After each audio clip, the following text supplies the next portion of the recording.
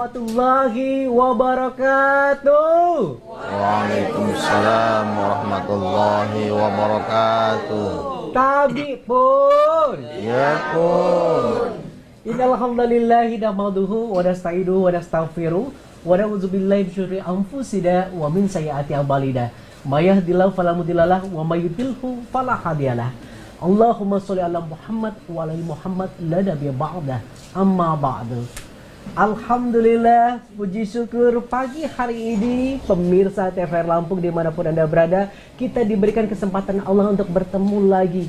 Insya Allah dikasih hidup mulai dengan rasa syukur dan terus meningkatkan kualitas ilmu ibadah kita di dunia. Hari ini kita mulai dengan belajar bersama karena kita berjumpa di acara Serambi Iman, percaya yuk, berkebal iman. Alhamdulillah syukur. Kita hari ini ketemu lagi di Serambi Iman.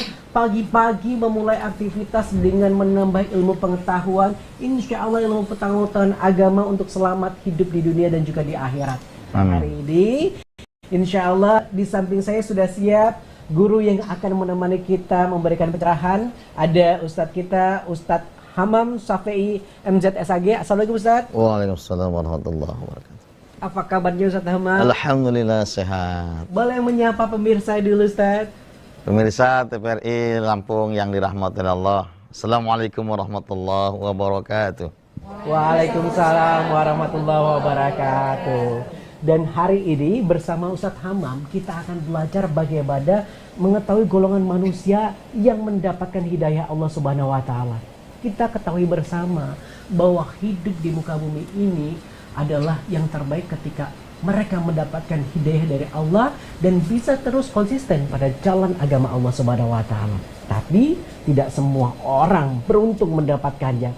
Lalu seperti apa orang-orang yang mendapatkan hidayah? Nanti kita kupas tuntas. Mudah-mudahan kita semuanya bisa menjemput hidayah dari Allah Subhanahu wa taala ya. Amin ya rabbal alamin. Kita mau kenalan dulu. Tadi dari awal sudah kelihatan hijau-hijau gitu kan. Bu? Ya. Bapak? Ya. Hari ini ada bapak-bapak, ibu-ibu menemani kita pagi-pagi. Kita ingin kenalan dulu deh. Ini rombongan yang pakai seragam hitam hijau ini dari mana? Saya yakin pemirsa juga penasaran. Dan pimpinan kelompoknya boleh kenalkan majelis taklim yang dibawa hari ini. Terus kita juga kepo kegiatannya apa saja dari rombongan ini. Silakan. Bismillahirrahmanirrahim. Assalamualaikum warahmatullahi wabarakatuh. Waalaikumsalam warahmatullahi wabarakatuh. Perkenalkan, saya Ketua Majelis Taklim Amaliyah Penyuluh Agama Islam Kantor Kementerian Agama Kota Bandar Lampung. Saya Elsiana SAG MKOMI. Alhamdulillah bisa hadir kami pada hari ini bahwa kegiatan kami adalah tiap bulan itu ada majelis taklim muzakarah, terus ada juga tilawah, dan insya Allah akan menyusul kegiatan-kegiatan yang lainnya yaitu kegiatan marhaban dan asmaul husna. Insya Allah seiring perkembangan nanti mungkin akan melanjutkan juga program-program yang lain yang insya Allah bermanfaat untuk masyarakat Kota Bandar Lampung. Begitu Mas Adi. Wabillahi taufiq wal hidayah. Wassalamualaikum warahmatullahi wabarakatuh. Waalaikumsalam warahmatullahi wabarakatuh. Baik, luar biasa. Majelis Taklim Amaliyah Penyuluh Agama Islam Kota Bandar Lampung. Hari ini kalau nggak salah ini yang kedua kali silaturahmi. Mudah-mudahan terus rajin silaturahmi. Pemirsa juga majelis taklim yang ada di mana saja, insya Allah nanti bisa silaturahmi. Nonton terus Serambi Iman yang pastinya. Dan nanti ajak untuk rombongannya selalu setia bersama Serambi Iman Senin sampai Kamis, nonton pagi-pagi bareng kita belajar. Mudah-mudahan bisa silaturahmi. Dan sekarang langsung saja seperti yang kita sampaikan tadi bahwa hari ini kita akan membahas bagaimana orang-orang yang mendapatkan hidayah dari Allah Subhanahu wa taala. Terus bagaimana cara menggapai hidayah Allah itu? Kita langsung dengarkan saja pemaparannya dari Ustadz kita, Ustadz Hamam Syafi'i. Tafadhol, silakan Ustadz Hamam. Bismillahirrahmanirrahim. Assalamualaikum warahmatullahi wabarakatuh. Waalaikumsalam warahmatullahi wabarakatuh. Alhamdulillah walhamdulillah summa alhamdulillah. Asyhadu an la ilaha illallah wa asyhadu anna Muhammadar Rasulullah. Allahumma salli ala sayyidina Muhammad wa ala ali sayyidina Muhammad. Wa qala Allah, ya ayyuhalladzina amanu taqullaha haqqa tuqatih wa la tamutunna illa wa antum muslimun. Wahai orang-orang yang beriman, bertakwalah kepada Allah dengan sebenar-benar takwa, dan janganlah kamu mati kecuali dalam keadaan Islam. Wa qala Allah, wasari'u ila maghfiratin min rabbikum wa jannatin 'arduha as-samawati wal ardh u'iddat lil muttaqin. Dan bersegeralah menuju ampunan Allah untuk mendapatkan surga. Yang surga itu, kata Allah, seluas langit dan bumi, yang Allah peruntukkan untuk orang-orang yang bertakwa. Wa qala Nabi sallallahu alaihi wasallam, khairun nas anfa'ahum linnas. Kata baginda Rasulullah, sebaik-baik manusia adalah manusia yang bermanfaat, yang bermaslahat bagi orang lain. Shadaqallahul azim wa shadaqallahu rasulul karim bi rahmatika ya arhamar rahimin. Bapak Ibu jamaah Al-Amaliyah Penyuluh Agama Islam Kota Bandar Lampung, para pemirsa TVRI Lampung yang dirahmati oleh Allah Subhanahu wa taala, senantiasa kita bersyukur kepada Allah. Di hari ini Allah masih memberikan berbagai nikmat kepada kita, nikmat iman, nikmat Islam, nikmat sehat. Semoga dengan nikmat yang Allah berikan kepada kita dan kita rasakan sampai dengan detik ini akan mampu menghantarkan kita untuk menjadi hamba Allah yang semakin baik, semakin takarrub ilallah, semakin dekat dan taat kepada Allah Subhanahu wa taala, sehingga apapun yang kita lakukan akan menjadi wasilah amal ibadah kita untuk Allah tetapkan kita di jannah-jannahnya Allah. Amin ya rabbal alamin. Salawat dan salam semoga tetap tercurah kepada junjungan kita Nabi Agung, Nabi besar Muhammad sallallahu alaihi wasallam, Nabi akhirul zaman, Nabi yang tidak ada lagi Nabi setelah baginda Rasulullah sallallahu alaihi wasallam, la nabiyya ba'dah. Tidak ada lagi Nabi setelah baginda Rasulullah sallallahu alaihi wasallam. Sehebat apapun manusia, sealim apapun manusianya, bahkan mungkin sekaya apapun dia, tetapi ketika dia memproklamirkan dirinya sebagai utusan Allah, sebagai nabi setelah Nabi baginda Rasulullah sallallahu alaihi wasallam, maka kita umat Islam yang mengaku bahwa Rasulullah adalah nabi akhirul zaman, nabi terakhir, maka kita, kalau ada orang yang mengaku nabi, wajib hukumnya kita untuk tidak mempercayai manusia-manusia yang mengaku nabi setelah Rasulullah sallallahu alaihi wasallam. Mudah-mudahan kita nanti termasuk umat golongan manusia yang diakui Rasulullah sebagai umat beliau dan akan mendapatkan syafaat nanti di yaumil qiyamah. Amin ya rabbal alamin. Pemirsa TVRI Lampung, Bapak Ibu Majelis Taklim Al-Amaliyah Penyuluh Agama Islam Kementerian Agama Kota Bandar Lampung yang dirahmati oleh Allah Subhanahu wa taala, bahwa Allah Subhanahu wa taala memberikan nikmat yang luar biasa kepada kita semua. Ada yang diberikan nikmat sehat, ada yang diberikan nikmat Islam, ada yang diberikan nikmat oleh Allah Subhanahu wa taala, nikmat hidayah. Dan yang tak kalah penting, ketika Allah Subhanahu wa taala memberikan nikmat hidayah kepada kita. Kenapa ini penting dan ini patut kita syukuri? Karena lagi-lagi tidak semua manusia diberikan nikmat hidayah oleh Allah Subhanahu wa taala. Ada manusia yang diberikan nikmat sehat, ada diberikan nikmat kesempatan oleh Allah untuk mengajarkan, untuk berkumpul dengan keluarganya, karena itu bagian dari nikmat. Tapi lagi-lagi Tidak semua orang diberikan nikmat hidayah oleh Allah Subhanahu wa taala, karena sesungguhnya memang nikmat hidayah dan hidayah itu adalah prerogatif Allah Subhanahu wa taala. Allah yang berhak memberikan hidayah ataupun nikmat hidayah kepada seorang hamba yang Allah kehendaki. Baginda Rasulullah sallallahu alaihi wasallam dalam salah satu riwayatnya yang diriwayatkan oleh Imam Al-Baihaqi, beliau mengatakan di dalam akhir hadis beliau menyampaikan lahumul amna wa hum muhtadun. Kata beliau, mereka itulah yang mendapatkan hidayah dari Allah Subhanahu wa taala. Timbul pertanyaan dari kita, hati sanubari kita barangkali, siapa sih mereka itu yang diberikan hidayah oleh Allah, yang senantiasa dituntun oleh Allah Subhanahu wa taala mendapatkan hidayah? Baginda Rasulullah sallallahu alaihi wasallam menyampaikan, lahumul amna wa hum muhtadun. Mereka itulah yang mendapatkan hidayah. Yang pertama kata baginda Rasulullah, mani betulia fasobaro, yakni orang yang diberikan oleh Allah Subhanahu wa taala ujian. Ujian itu datang kepada dirinya, dia sanggup sabar atas ujian Allah Subhanahu wa taala. Diuji oleh Allah, dia tidak menyesal. Diuji oleh Allah, justru dengan ujian itu meningkatkan keimanan, ketakwaan kepada Allah Subhanahu wa taala, karena dia yakin. Allah katakan, "Walanabluwannakum bisyai'in minal khaufi wal ju' wa naqsin minal amwali wal anfusi was samarat wa basyyiris sabirin."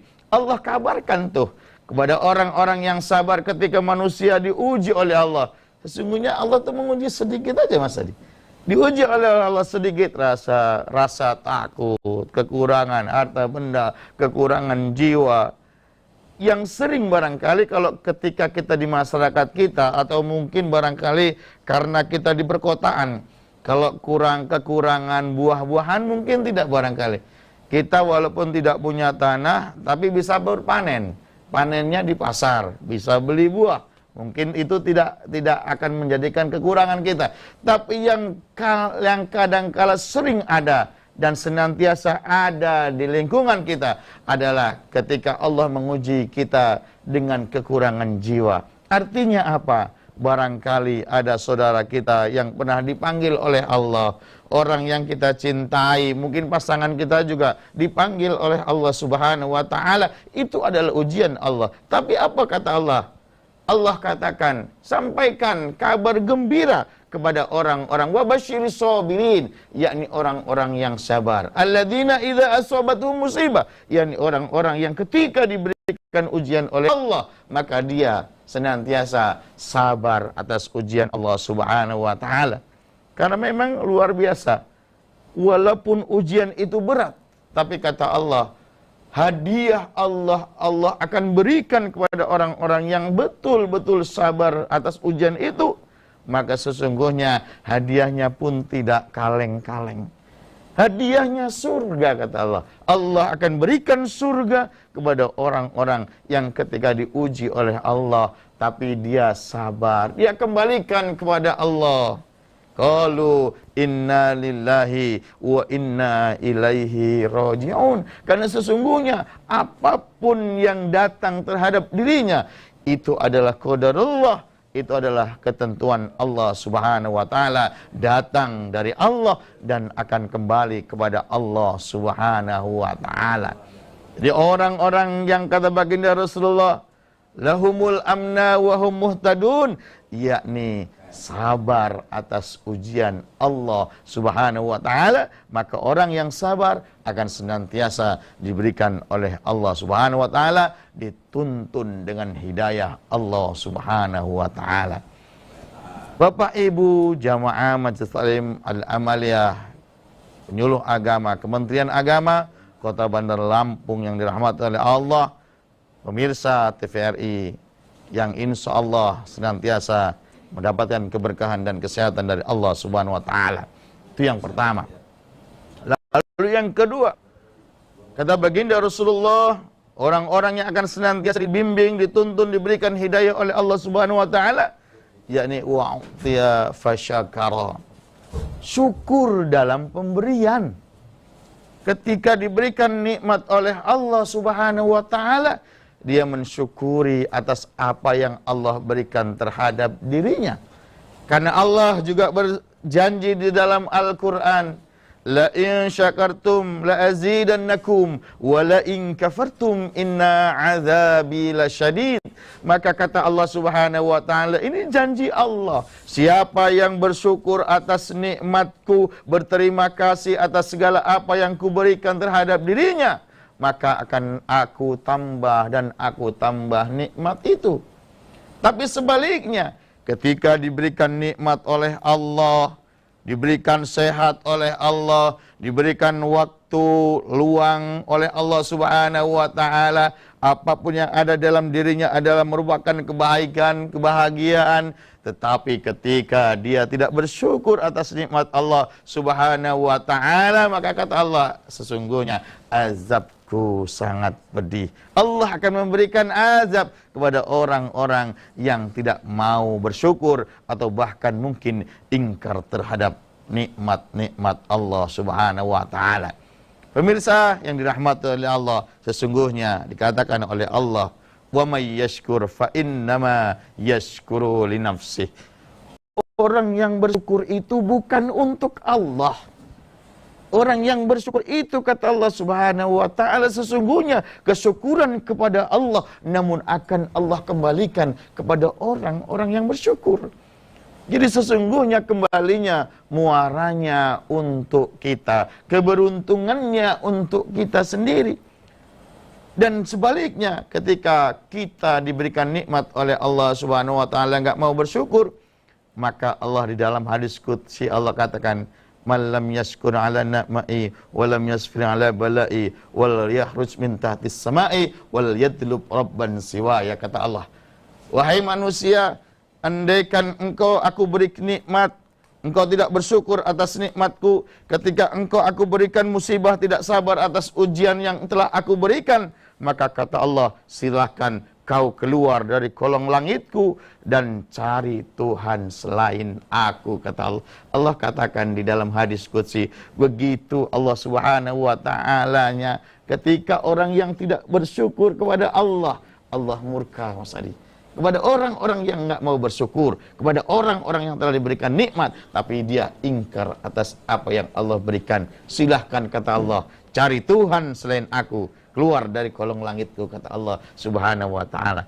Ini pertanda, ma'asyiral muslimin, bahwa syukur itu adalah kewajiban kita sebagai hamba Allah yang akan dikembalikan keberuntungannya untuk kita sendiri.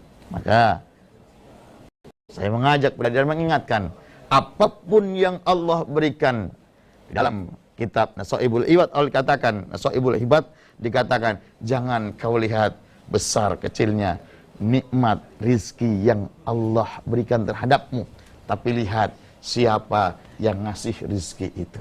Tentu Allah Subhanahu wa ta'ala. Siapapun hamba manusia di dunia ini, ketika dia mendapatkan nikmat rizki, itu adalah datangnya dari Allah Subhanahu wa ta'ala. Yang kedua, yang ketiga, kata baginda Rasulullah sallallahu alaihi wasallam, lahumul amna wa hum muhtadun. Orang-orang yang akan senantiasa dibimbing dengan hidayah, yang akan mendapatkan hidayah dari Allah Subhanahu wa ta'ala, yakni mereka-mereka wa zulima wa ghafara, yakni ketika dia berbuat zolim, dia berbuat salah, atau dia bermaksiat kepada Allah Subhanahu wa ta'ala, atau mereka dizolimi oleh orang lain lah gampangnya, maka orang yang terzolimi itu, dia melapangkan hatinya, membuka seluas-luasnya maaf kepada siapa? Kepada orang yang berbuat zolim terhadap dirinya. Hatinya senantiasa lapang, hatinya senantiasa terbuka. Memang yang namanya dihina, dizolimi, disakiti, mungkin direndahkan sama orang lain, mungkin menyakitkan hati kita. Manusiawi. Sakit hati itu manusiawi. Mungkin orang anak sekarang bilang, sakitnya sampai di sini. Karena kebencian orang lain terhadap kita. fitnahan orang lain terhadap diri kita. Tapi ketika kita difitnah, disakiti orang lain, lalu kita membuka lapang hati kita memaafkan kezaliman orang lain, maka sesungguhnya orang yang seperti ini akan dituntun oleh Allah Subhanahu wa taala dengan hidayahnya Allah Subhanahu wa taala.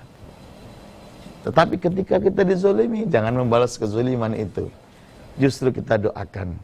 Yang terakhir barangkali yang keempat, bahwa orang yang akan senantiasa mendapatkan hidayah dari Allah Subhanahu wa taala, wa dzalama fastaghfara. Ketika dia berbuat zalim, segera memohon ampun kepada Allah Subhanahu wa taala. Ketika dia berbuat salah, ketika dia menyakiti orang lain, ketika dia meninggalkan perintah Allah, ketika dia ingkar terhadap sunnah dan perintah Allah, dia senantiasa memohon ampun kepada Allah Subhanahu wa taala, memperbanyak istighfar kepada Allah, mohon ampun kepada Allah di keheningan malam, wa minal laili fatahajjat bihi nafilatal lak, ngadu dia sama Allah, mohon ampun kepada Allah Subhanahu wa taala atas segala kesalahan dan hilaf yang sudah ia lakukan. Maka orang-orang seperti ini akan senantiasa dituntun hidayah oleh Allah Subhanahu wa taala. Karena apa? Menyadari bahwa dirinya telah berbuat salah, dan dia yakin bahwa Allah, ampunan Allah seluas langit dan bumi dibanding dengan dosa-dosa. Sebanyak apapun dosa kita, Allah pasti akan mengampuni dosa-dosa kita, Mas Adi. Masya Allah, itu dia ya. Ada 4 tadi hal yang memang menjadi bagian ciri orang yang mendapatkan hidayah dari Allah, diberikan jalan hidayah. Bapak Ibu, ada ciri-cirinya yang nyantol di diri? Ada. Alhamdulillah. Mudah-mudahan kalau nggak 1, 2, kalau nggak 2, 3, kalau nggak 3, 4-4-nya Bu ya.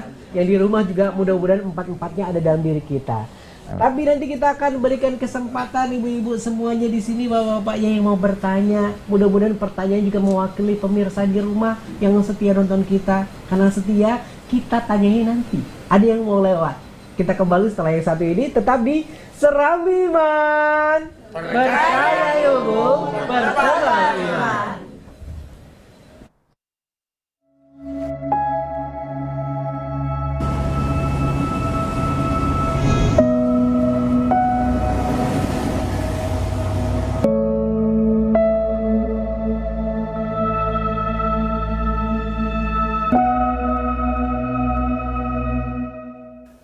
Setitik cahaya dapat membawa perubahan besar.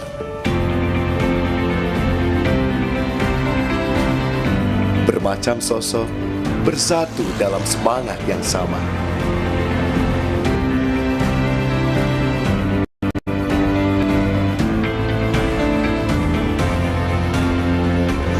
Lewat sentuhan lembut, kisah berubah, dunia tergerak.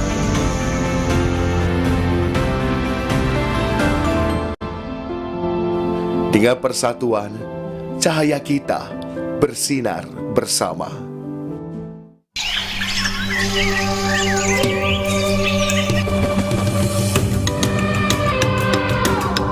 Taman Nasional Waikambas, kawasan konservasi dengan luas sekitar 125.000 hektar, kaya akan satwa liar dan menjadi habitat gajah Sumatera, Elepas maximus sumatranus.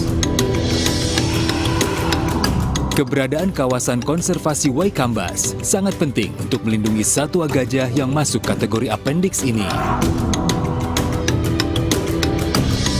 Dan inilah lokasi tempat keseharianku sebagai seorang mahout. Interaksiku bersama hewan besar ini membangun keterikatan emosi layaknya orang tua dan anak.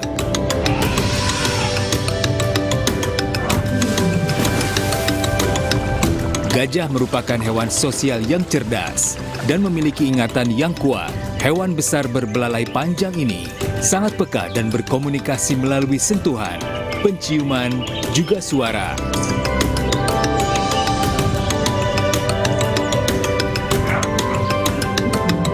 Konflik gajah dengan manusia, penyusutan hutan habitat alami gajah, dan perdagangan gading ilegal menyebabkan gajah diambang kepunahan. Satu pesanku, lindungi, lestarikan dari kepunahan demi kelangsungan hidup binatang langka. Stop perburuan gajah.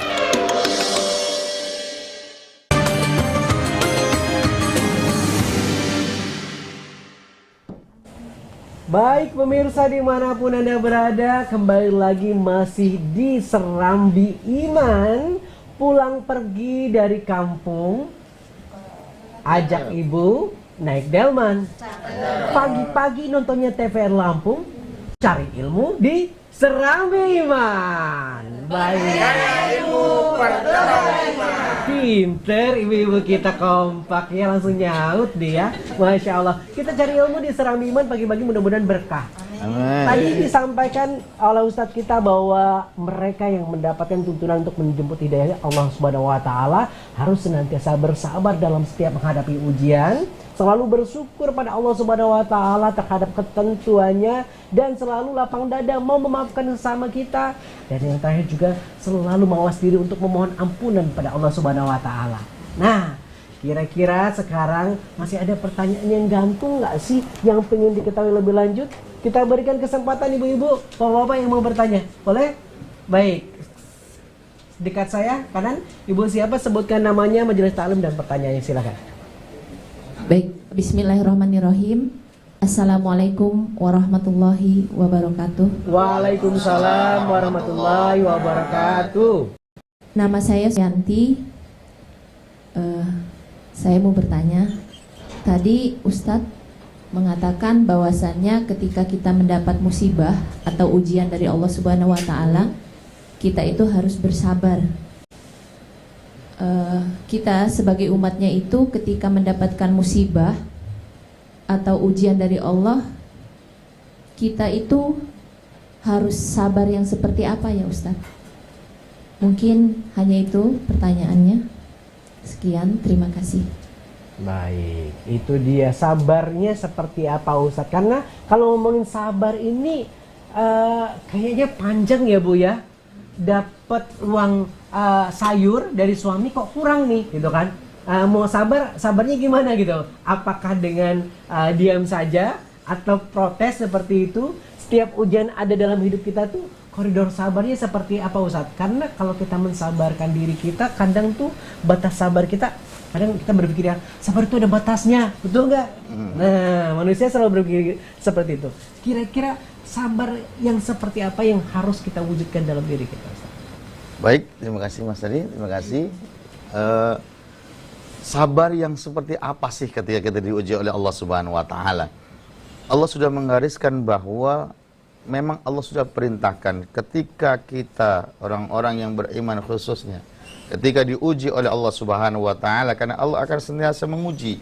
Semakin dia beriman pasti akan diuji oleh Allah Subhanahu wa Ta'ala. Jangan kau mengatakan beriman dulu sebelum aku uji, katakan. Berarti semakin diuji lulus semakin berat nanti Ustaz. Semakin salah. Sama aja begini Mas Tadi, bahwa yang diuji itu orang yang sekolah. Yang mendapatkan ujian itu orang yang sekolah. Kalau nggak sekolah gimana mau diuji? Begitu orang-orang yang beriman pun akan diuji oleh Allah Subhanahu wa Ta'ala. Maka ketika orang yang diuji itu harus sabar, itu seperti apa sabarnya? Maka kata Allah Subhanahu wa Ta'ala, tadi katakan Mas Adi, betul, sabar. Orang bilang sabar itu ada batasnya Mas. Nggak ada. Kalau sabar ada batasnya berarti dia nggak sabar. Sabar itu nggak ada batas. Maka saya bilang tadi bahwa orang yang sabar atas ujian Allah, hadiahnya nggak kaleng-kaleng. Maka orang yang diuji oleh Allah Subhanahu wa Ta'ala, dia menerima ketentuan qadarullah, ketentuan yang Allah sudah berikan terhadap dirinya. Ketika diuji dengan apapun, maka Allah perintahkan wa basyiris sabirin, sampaikan kabar gembira kepada orang yang sabar, bahwa sesungguhnya sabar itu ketika dia diuji oleh Allah, sabar, bahwa ingat bahwa semua itu adalah atas kehendakku, kata Allah. Semua akan kembali kepadaku, semua yang akan kuberikan, maka dia juga akan kembali kepadaku. Maka yang jelas ketika kita diuji oleh Allah, sabar menerima atas apa yang Allah berikan terhadap kita. Dengan apa? Istiqomah bila ibadah. Diuji oleh Allah dengan musibah, dengan sesuatu yang harus sabar, maka kita bisobri wasolah. Sabar dan sholat ini harus istiqomah. Jangan sampai ketika kita diuji oleh Allah lalu kita nggak mau ibadah. Kenapa? Menyesali atas ujian yang Allah berikan terhadap dirinya, kecewa terhadap apa yang Allah berikan terhadap dirinya. Orang beriman tidak seperti itu. Maka orang beriman, dia menerima ujian Allah, dia kembalikan kepada Allah Subhanahu wa Ta'ala, tetapi dia tetap istiqomah bila ibadah. Istiqomah senantiasa tetap dalam ibadah mengikuti aturan-aturan Allah Subhanahu wa taala. Jadi menerima, Mas. Menerima apapun yang Allah berikan untuk senantiasa menerima dan senantiasa istiqomah untuk beribadah begitu. Nah, itu dia Bu ya. Jadi kalau dapat ujian dari Allah, kita pikirannya harus langsung positif thinking. Ya, insya Allah ini ujian dari Allah, Allah yang menakdirkan, ini yang terbaik bagi hidup kita. Terus dekat lagi sama Allah, minta pertolongan dan bantuannya sama Allah dengan ibadah-ibadah kita. Begitu Ustadz ya? Iya. Masya Allah. Kita berikan kesempatan selanjutnya. Silakan Ibu, sebutkan namanya, pertanyaannya. Assalamualaikum Ustaz. Waalaikumsalam warahmatullahi wabarakatuh. Baik, Ustaz, materi hari ini sangat menarik sekali. Saya tertarik dengan syukur, karena nikmat Allah itu luar biasa banyaknya ya. Nah, bentuk syukur itu seperti apa aja? Apakah hanya cukup dengan ucapan atau ada bentuk-bentuk yang lain? Sekian Ustaz, terima kasih. Assalamualaikum warahmatullahi wabarakatuh. Waalaikumsalam warahmatullahi wabarakatuh. Ini benar tadi bahwa nikmat Allah itu sangat luar biasa, luas, banyak sekali. Kalau ibarat kata laut jadi tintanya, buat menuliskan nggak cukup ya, sebanyak buih pasir di lautan. Tapi implementasi kita syukur itu bagaimana Ustaz?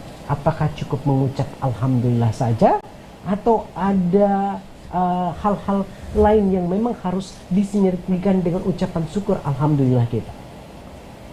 Ya, terkait dengan bisyukrillah, syukur atas nikmat Allah Subhanahu wa taala, memang yang paling mudah ketika orang bersyukur kepada Allah Subhanahu wa taala dengan bilisan. Yang paling mudah sekali. Itu juga ketika dimudahkan oleh Allah dengan bilisan ketika dia mendapatkan nikmat, masih aja juga orang Ustaz, ketika mendapatkan nikmat, ketika tidak sesuai dengan apa yang menjadi harapannya, cuma segini doang. Kadang-kadang begitu Ustaz. Betul Ustaz. Kadang-kadang begitu.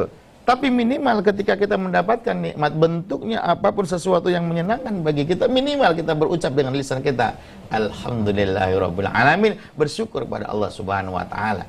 Lalu yang lebih ditekankan lagi, ketika kita sudah mengucapkan syukur bil lisan dengan ucapan alhamdulillah, memuji Allah, mengagungkan Allah Subhanahu wa taala, maka semestinya seorang yang diberikan nikmat oleh Allah Subhanahu wa taala merealisasikan kesyukuran itu dengan ibadah. Makanya dikatakan al-imanu huwa tasdiqun bil qalbi wa qawlu bil lisan wa amalu bil arkan. Tiga-tiganya ini nggak bisa dipisahkan. Dia percaya kepada Allah dengan hatinya, yakin dia, meyakini bahwa dia beriman kepada Allah, lisannya berucap, tetap yang ketiga dia merealisasikan dengan wa'mal solihan. Dengan amal soleh, Allah perintahkan sholat, maka seorang muslim wajib hukumnya sholat. Kata Allah, kalau kamu nggak sholat, di dalam hadis qudsi Allah katakan, tanzi'ul barakati min umri, akan aku angkat, akan aku cabut nikmat itu. Bahkan yang ekstrim kalau kata kita, kata Allah Subhanahu wa taala, kullu amali ya'maluhu la yu'ajjiruhullahu alaihi. Orang yang nggak mau sholat nih, nggak mau syukur atas nikmatku, nggak mau merealisasikan kesyukuran itu dengan ibadah kepadaku, kata Allah. Dalam hadis qudsi Allah katakan, semua amalnya tidak akan diberikan pahala oleh Allah. Begitu dahsyatnya wa'mal solihan, ibadah kepada Allah, wabil khusus ibadah sholat Ustaz. Makanya barangkali minggu yang lalu disampaikan terkait dengan Isra Mi'raj, terkait dengan sholat, betapa dan betapa pentingnya sholat dalam kehidupan ini. Kenapa? Inna sholata tanha anil fahsya'i wal munkar. Sholat itu dapat mencegah perbuatan keji dan mungkar. Kalau ada orang bilang, Ustaz, dia rajin sholat tapi masih suka judi, masih suka mabuk, apakah ayatnya yang salah? Bukan, pengamalannya. Pengamalan orang tersebut kurang pas. Pengamalannya belum sesuai dengan apa yang dikatakan oleh Allah, bahwa sholat itu mampu mencegah perbuatan keji dan mungkar. Yang jelas ketika kita diberikan nikmat, kesyukuran itu bukan hanya dengan lisan saja, tapi merealisasikan kesyukuran itu dengan ibadah kepada Allah. Wa'mal sholihan, ibadah kepada Allah. Diberikan rizki, ya sedekah lah Mas. Diberikan nikmat berupa harta, ya, orang kadang-kadang kalau dapatnya rezekinya dikit, segini doang, gimana mau berbagi Ustaz, gimana mau sedekah Ustaz, untuk sendiri aja kurang. Kadang-kadang orang begitu. Tapi sesungguhnya Allah kan sudah katakan, bahwa orang-orang yang beriman dan bertakwa kepada Allah itu ketika dia mampu bersedekah dalam keadaan sempit, itu luar biasa. Keadaan sempit tapi dia mampu berbagi kepada orang lain. Minimal sedekah itu kan tidak harus dengan harta. Dengan senyum pun bisa menyenangkan orang lain. Maka di awal saya katakan tadi dari sebagian Rasulullah, khairun nas anfa'uhum linnas. Orang yang baik, yang mulia adalah yang senantiasa berguna bagi orang lain. Menyenangkan orang lain itu nilai pahala. Bersenyum kepada orang lain senyum dengan kita, menyenangkan. Masya Allah, itu bagian dari ibadah. Allah akan memberikan nilai pahala. Maka sesungguhnya ketika kita akan merealisasikan kesyukuran kepada Allah itu, syukur nikmat, yakni merealisasikan dengan amal ibadah. Diberikan nikmat kesempatan oleh Allah, mampukan untuk mengangkat tangan, untuk ibadah kepada Allah. Waktu sehari 24 jam, berapa waktu kita sholat? Lebih banyak untuk kepentingan dunia dan perut dibanding dengan Allah Subhanahu wa Ta'ala. Maka perbanyak ibadah kepada Allah, ada rizki berbagi kepada orang lain. Itu namanya merealisasikan kesyukuran, bukan hanya lisan, tapi merealisasikan kesyukuran itu dengan amal soleh. Dari amalnya itu, yang terpenting itu nggak cukup alhamdulillah, tapi nggak ibadah, ya nggak akan ketemu. Ibadah itu ibarat rumah bagus, beli perabotan ada, listrik kulkasnya ada, AC-nya ada, kipas anginnya ada, tapi nggak ada sambungan kabelnya, nggak akan berfaedah, nggak akan berguna. Maka kabel itu sesungguhnya adalah hablum minallah, agar sampai kepada Allah Subhanahu wa Ta'ala. Baik. Gitu. Berarti syukur kita itu belum sempurna kalau kita hanya melafazkan pada lisan saja dan qalbun kita. Harus ada penyempurnaan dalam aplikasi perbuatan. Ya, Bu. Jadi ketika Bu dapat gaji ke-13, dapat bonus nih, ya. Tuh, dapat gaji ke-13 bonus, itu hadiah dari Allah Subhanahu wa Ta'ala. Syukuri, alhamdulillah. Jangan ngeluh cuma sedikit, misalkan gajinya cuma sedikit, udah banyak utang, jangan ngeluh. Nah, tetap tunjukkan rasa bahagia, syukur pada Allah Subhanahu wa Ta'ala. Ibadahnya ditingkatin, ucapin makasih pada Allah dalam sholat kita. Insya Allah nanti ditambah lagi. Dan jangan lupa traktir teman-teman satu kerjaannya. Baik, selanjutnya kita berikan kesempatan dari sini sebelah sini terus, kita pindah sebelah sini dong. Yuk, silakan Ibu sebutkan nama, majelis taklim dan pertanyaannya. Baik. Assalamualaikum warahmatullahi wabarakatuh. Waalaikumsalam warahmatullahi wabarakatuh. Izin bertanya Ustaz, perkenalkan nama saya Nunung Syafnusa dari Majelis Taklim Amaliyah Penyuluh Agama Islam Kementerian Agama Kota Bandar Lampung.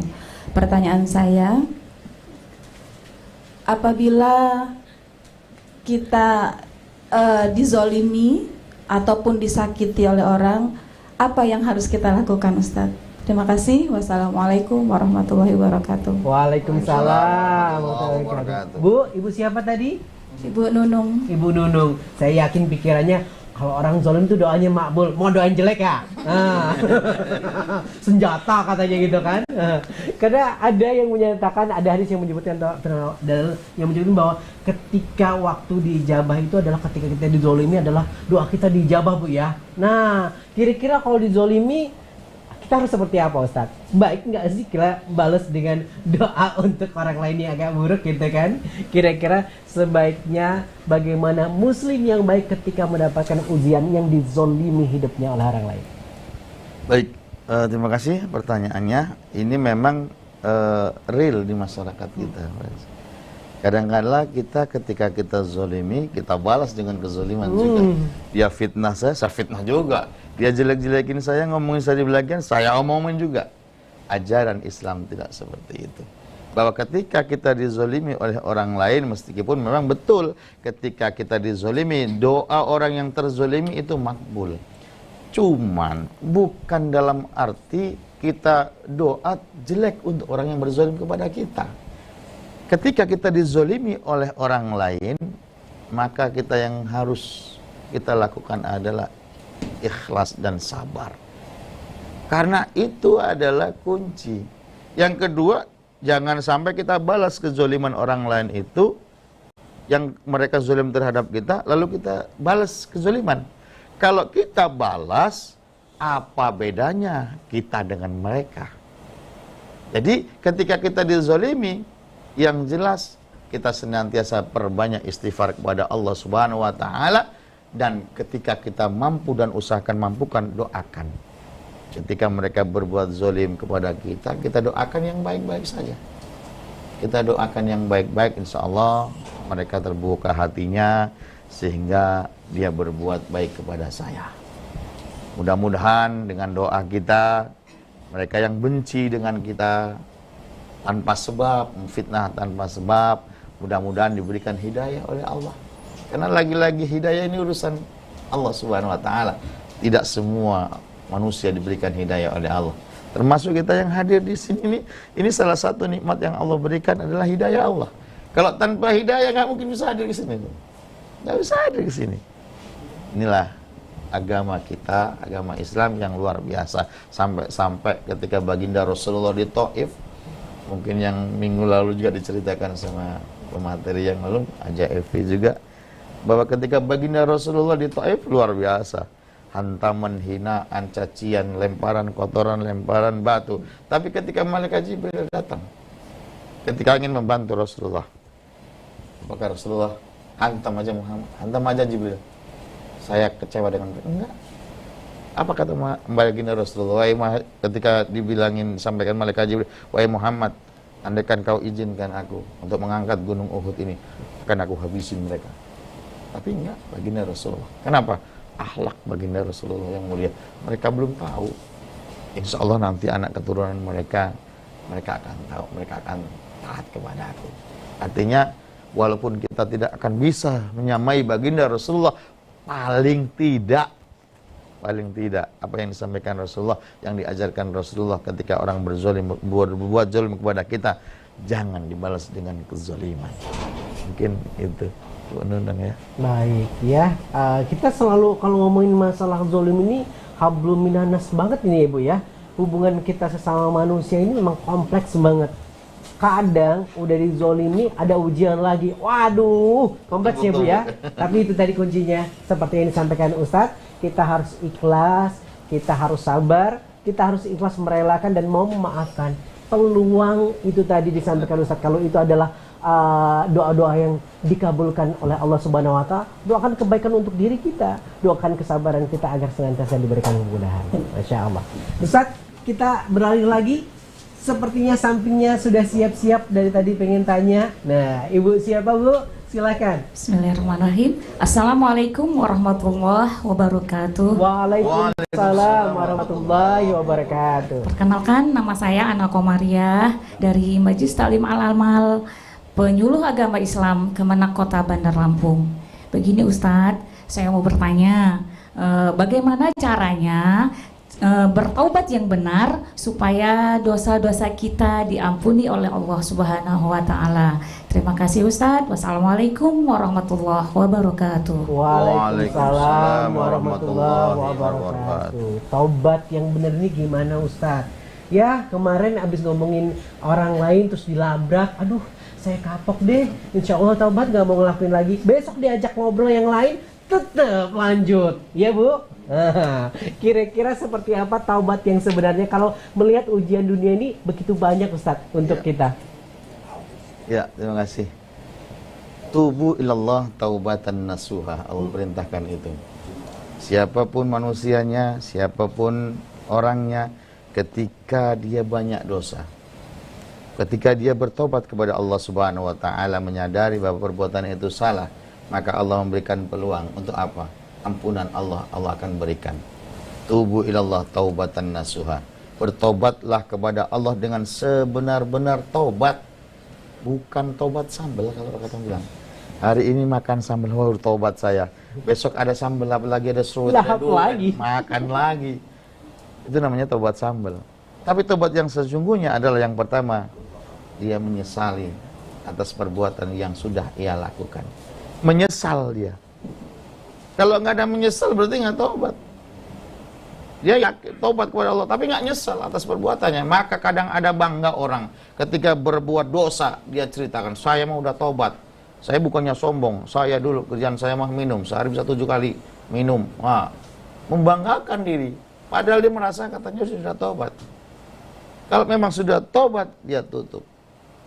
Maka dia menyesali perbuatan yang sudah ia lakukan. Dia menyesali dan dia berjanji tidak akan mengulangi lagi. Yang pertama. Lalu yang kedua, ketika dia sudah bertobat, apakah dia tidak ibadah? Oh, tentu tidak. Ketika dia sudah menyesali lalu dia bertobat kepada Allah Subhanahu wa taala dan dia tidak akan mengulangi, ini yang terpenting. Tidak akan mengulangi perbuatan itu lagi, maka dia salah satu, kalau ada dalam rukun sholat barangkali ini rukun taubat lah gitu. Dia tidak akan mengulangi. Ketika dia sudah menyesal, dia tidak akan mengulangi. Lalu yang terpenting adalah dia mengganti dengan ibadah. Setelah dia menyesal, dia mohon ampun kepada Allah, dia tidak akan mengulangi, maka dia mesti mengganti dengan amal ibadah. Artinya apa? Perbuatan yang diperintahkan oleh Allah Subhanahu wa taala ia lakukan. Yang enggak tanpa biaya ibadah itu kan sholat. Sedekah pakai duit. Haji kalau mampu pakai duit. Tapi sholat enggak pakai duit. Tergantung kemauan, mau atau enggak sholat dia. Ngerasa enggak bahwa dia ada sebagai seorang hamba. Kalau Allah kan katakan wa ma khalaqtul jinna wal insa illa liya'budun. Tidaklah aku ciptakan jin dan manusia itu untuk menyembah kepadaku. Allah sudah mengingatkan manusia, kamu sholat. Kalau kamu ibadah, nih kamu akan dapat pahala ini, kamu akan dapat surga. Kamu enggak mau ibadah, nanti neraka tempatmu. Maka sholat ini sangat penting, Mas. Orang yang sudah taubat, sehebat apapun dia menyesali, dia tidak akan mengulangi. Kalau dia nggak ibadah, nggak ada gunanya. Kenapa? Ibadah itulah untuk menutupi kesalahan. Yakin, tubu ilallah taubatan nasuha. Allah pasti akan mengampuni dosa-dosa seorang hamba ketika dia memohon ampun kepada Allah Subhanahu wa taala, tidak akan mengulangi dan dia mengganti dengan ibadah kepada Allah Subhanahu wa taala. Sebesar apapun dosa kita, sebanyak buih di laut, pasir di lautan, dosa manusia, tapi ingat bahwa Allah Ghafurur Rahim. Allah Maha Pengampun kepada hamba-hambanya. Sebesar apapun dosa yang pernah dilakukan oleh seorang hamba, kalau dia bertaubat kepada Allah, Allah pasti akan mengampuni. Dengan catatan, Mas, dia taubat, dia menyesali, dia tidak akan mengulangi, dan dia ganti dengan ibadah, dengan amal soleh. Insya Allah, Allah akan mengampuni dosa-dosa hambanya. Ini solusi sebenarnya.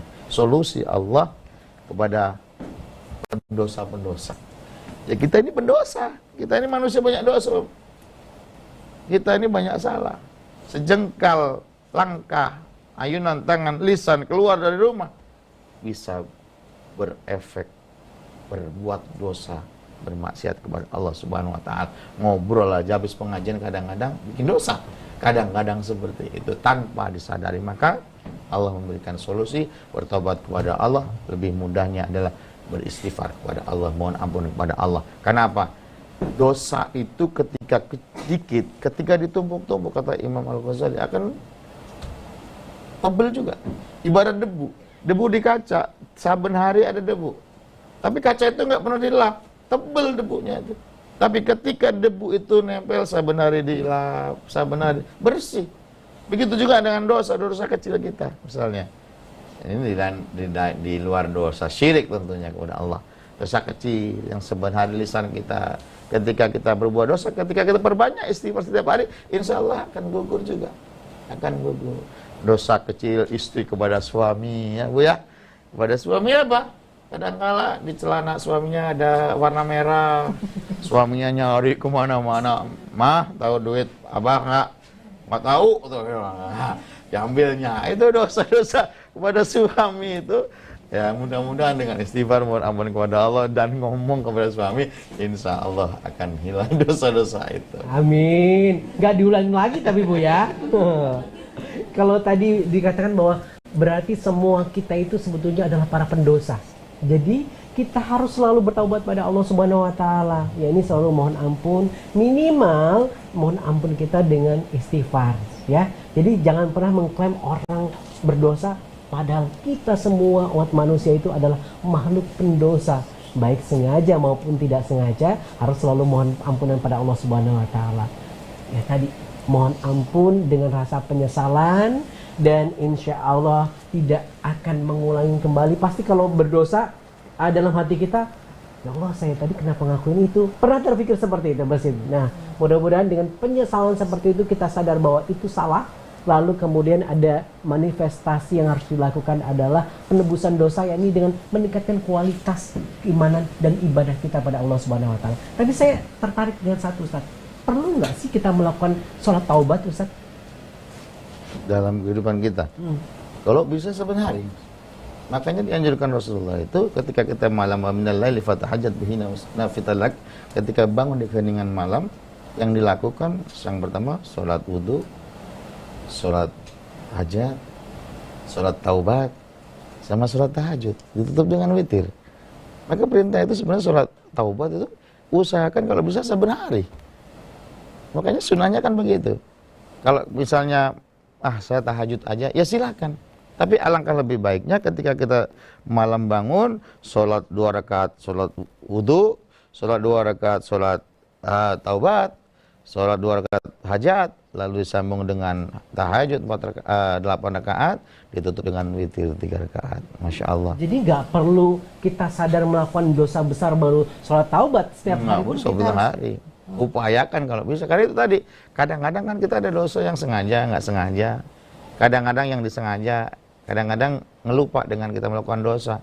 Maka sering-sering itu perbanyaklah untuk mengingat dosa. Jangan perbanyak mengingat perbuatan baik kita.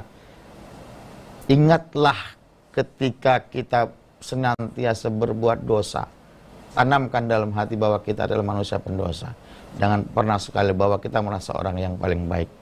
Dan yang terpenting lagi, ingatlah, senantiasa kau ingat ketika orang itu berbuat dengan kita.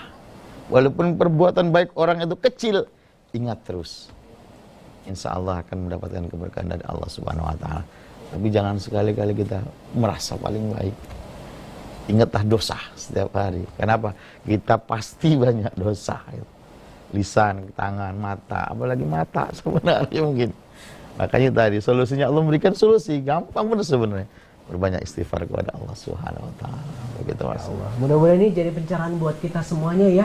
Kalau selama ini berpikir sholat taubat kita lakukan hanya kalau kita melakukan kesalahan besar, berpikirnya seperti itu. Saya pun demikian, mungkin sama dengan pemirsa dan ibu-ibu semuanya.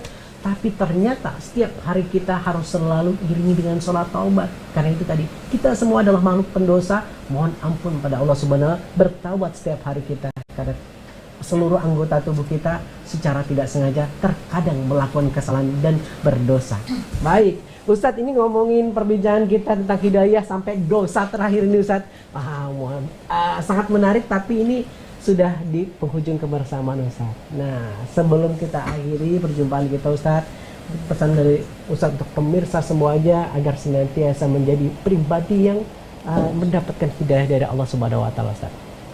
Baik, pemirsa TVRI Lampung yang dirahmati Allah, Bapak Ibu, Majelis Taklim Amaliyah, Penyuluh Agama Kementerian Agama Kota Bandar Lampung yang dirahmati Allah. Semoga kita menjadi hamba Allah yang senantiasa iqomah ketika diberikan nikmat oleh Allah, senantiasa bersyukur atas nikmat Allah. Ketika diberikan ujian oleh Allah, sabar atas ujian Allah. Kezaliman orang lain kepada diri kita, kita lapangkan hati kita untuk senantiasa membuka maaf atas kesalahan orang lain. Dan ketika kita sadari bahwa kita adalah makhluk pendosa, maka perbanyaklah untuk senantiasa mohon ampun kepada Allah Subhanahu wa taala. Yakin bahwa Allah Maha Pengampun atas dosa setiap umatnya, setiap hambanya. Allah akan menerima tobat setiap kita ketika kita bertobat kepada Allah Subhanahu wa taala. Mudah-mudahan kita menjadi hamba Allah yang istiqomah untuk mengabdi kepada Allah Subhanahu wa taala, dan juga istiqomah dalam pengabdian itu dengan amal ibadah, dan semoga kita dijadikan oleh Allah, dihimpun oleh Allah di tempat yang mulia, di tempat yang sama, yakni surganya Allah Subhanahu wa taala bersama orang-orang yang kita cintai. Amin ya rabbal alamin. Jazakallah khairan kasir untuk Ustadz Hamam yang hari ini sudah memberikan pencerahan untuk kita bersama. Insya Allah bisa silaturahmi lagi dan berbagi ilmu dengan pemirsa semuanya. Dan saya ingin ucapkan terima kasih juga dengan ibu-ibu majelis taklim dan bapak-bapak dari MT Amalia Penyuluh Agama Islam Bandar Lampung. Bu, Pak, sudah tercerahkan ya? Siap mencerahkan masyarakat juga tentunya. Insyaallah. Dan mudah-mudahan nanti kita bertemu lagi. Terima kasih juga untuk seluruh pemirsa yang selalu setia bersama program Serambi Iman. Jangan lupa saksikan terus Serambi Iman setiap hari Senin hingga Kamis jam 9 pagi di TVR Lampung. Cari ilmu pagi-pagi, TVR Lampung hanya di Serambi Iman. Dan ingat, hidayah adalah milik setiap hamba Allah Subhanahu wa taala. Maka mari berusaha menjemput hidayah tersebut dengan selalu bersabar pada ujiannya, bersyukur atas keridhaan aja, dan senantiasa melapangkan diri untuk selalu memaafkan sesama dan selalu memohon ampun pada Allah Subhanahu wa taala. Semoga kita tergolong hambanya yang mendapatkan hidayahnya, mendapatkan keselamatan hidup di dunia dan akhiratnya. Amin. Amin ya rabbal alamin. Akhirnya saya Ades bin Azam undur diri. Sampai jumpa di Serambi Iman selanjutnya. Akhir kata, dasru minallah wa fatum qarib. Usikum wa nafsi bitaqwallah. Wassalamualaikum warahmatullahi wabarakatuh. Waalaikumsalam warahmatullahi wabarakatuh. Serambi Iman. Kaya ilmu. Salam iman. Salatullah salamullah ala Taha Rasulillah. Salatullah salamullah ala Yasir Habibillah.